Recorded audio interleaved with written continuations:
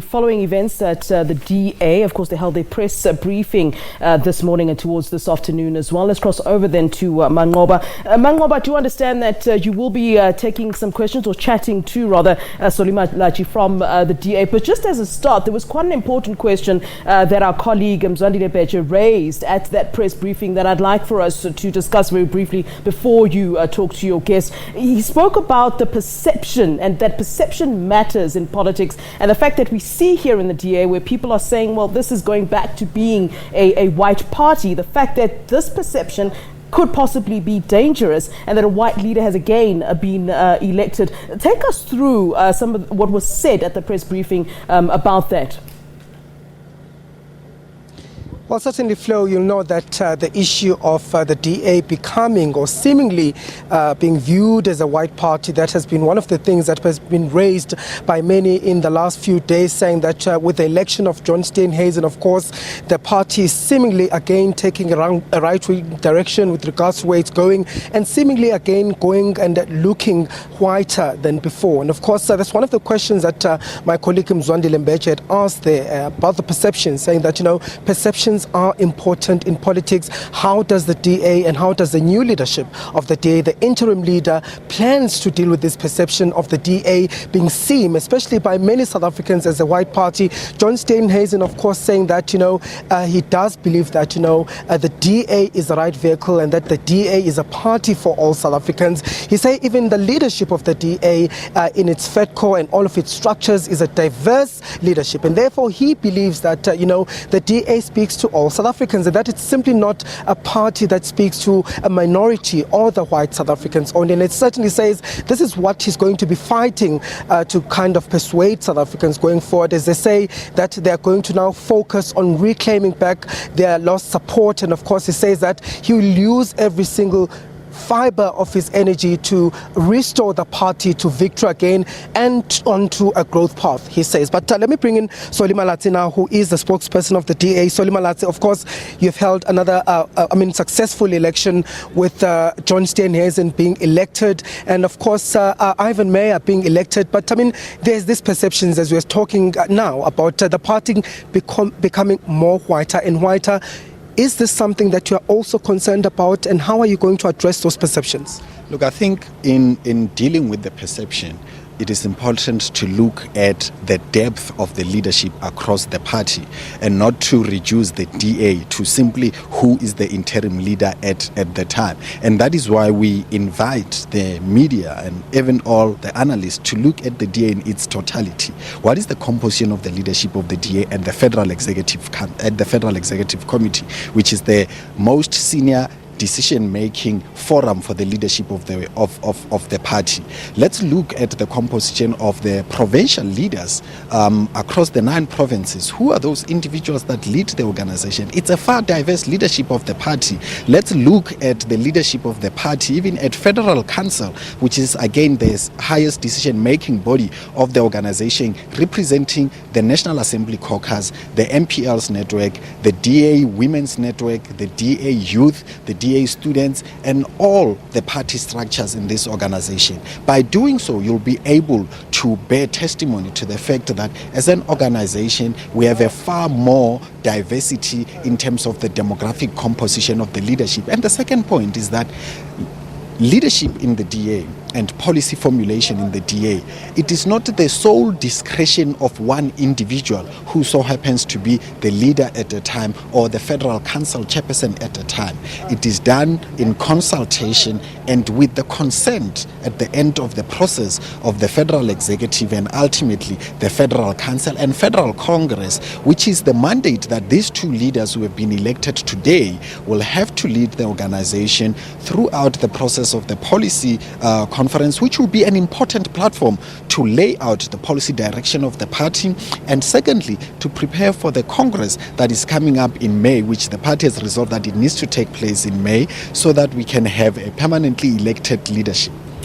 But Solly, again, looking at this, I mean, these are the issues that most of the public or South Africans are raising, that, the DA is seemingly becoming white. You look at Parliament, you look at Natasha Mazoni being elected Chief Whip or being appointed Chief Whip. You look also at now John Steenhuisen and the Fed co-chair herself, Helen Zille, also being white. And so how do you convince South Africans, how are you going to convince South Africans that you really are a diverse party?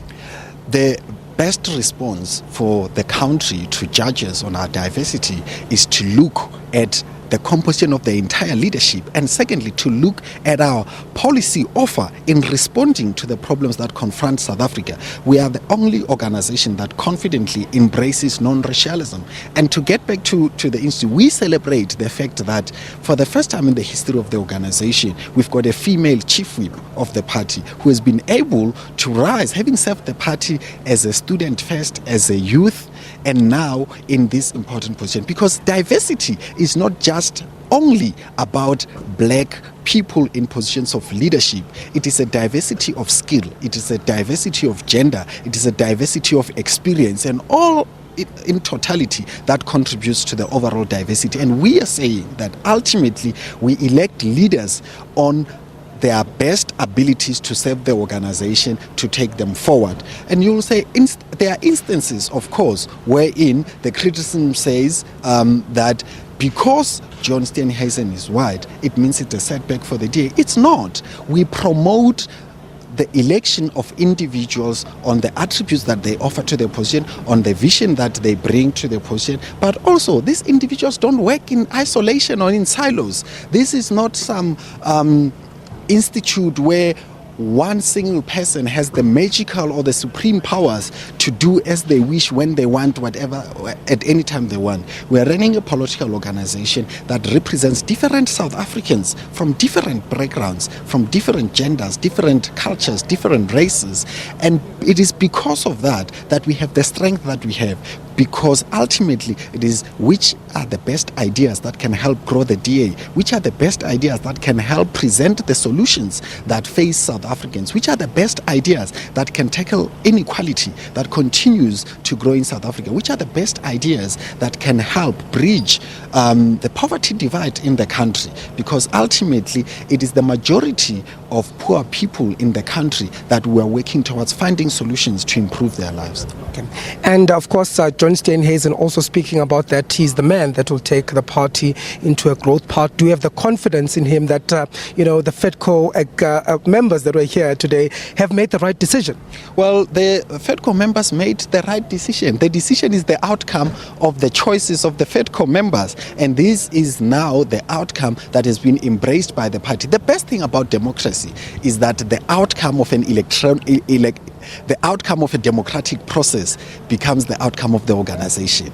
And that is why this outcome, John Steenhuisen is the interim leader of the DA, is going to lead the DA in its entirety. He's not the leader of those who voted him only. Ivan Meyer is not the interim federal chairperson of those who voted for him only. These individuals have been given a mandate by this party to lead the organization going forward. Okay. Going forward, we do know that there will be a policy conference that's expected to take place also. When is that expected to take place, as well as the early elective congress? Yeah, so in terms of the process one for the policy conference, in early December, the process will open in terms of the compilation of the currently available policies and their distribution to the membership of the party so that they can begin engaging that. But ultimately, the deliverables on the policy conference is that it should be done by the end of April, because Federal Congress will take place in the first week of May 2020. Of course, there have been speculation that the former head of policy, Ngwenya, might be coming back to the party. Is there any truth to this? You have summed it up correctly. It's speculation.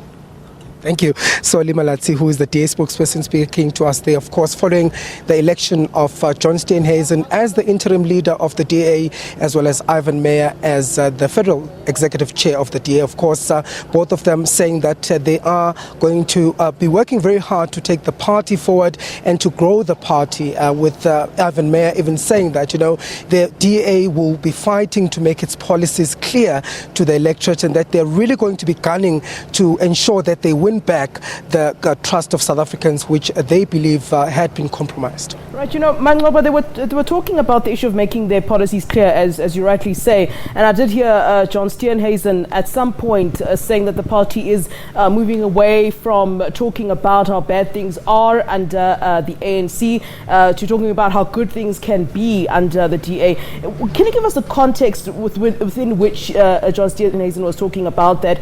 Did he perhaps explain this sort of change of strategy, or are we then anticipating, in fact, that we'll get more of this from the upcoming policy conference, from what you understood? Well, of course, Flo, I think one would know that, of course, the DA in the past has been criticized as just being a party that's really been, criticizing or looking at what the ANC is doing wrong and really criticizing the ruling party instead of, coming up or talking about its own policies. I mean, going into election, most of the voters saying that, they haven't heard much from the DA with regards to what it is offering, but rather what the ANC is doing wrong. And that's what the DA is saying, that, the plan now is to move away from really being sort of like the critics of the ANC, but to really thrash out their own policies and really set out what will be that the DA is going to be focusing on. Of course, there are issues that have been issues of great concern, or issues that have been concern to those who support the DA or South Africans. The issue of race, for example, that issue also being one of the issues that has somehow has divided South Africans with regards to the way in which they look at the DA. You have on the other opposing end some who are saying that race is a proxy for redress, and then inside the party as well, you have the party leadership, including John Steenhuisen himself, who says that race shouldn't be seen as a proxy for redress. So those are some of the issues that really have to be ironed out when the DA goes into this policy congress that is expected to take place in April next year. Of course, over than that, they're going to be looking at issues of economic policies as well as social justice policies. All right, Manqoba Mchunu, thank you so very much for that. That's our reporter. Of course, he's been reporting along with Zandile Mbeje at the DA conference, where, of course, we saw the election of interim federal chairperson Ivan Meyer, and, of course, the DA's interim leader being John Steenhuisen. We will stay on that story and give you the latest on that.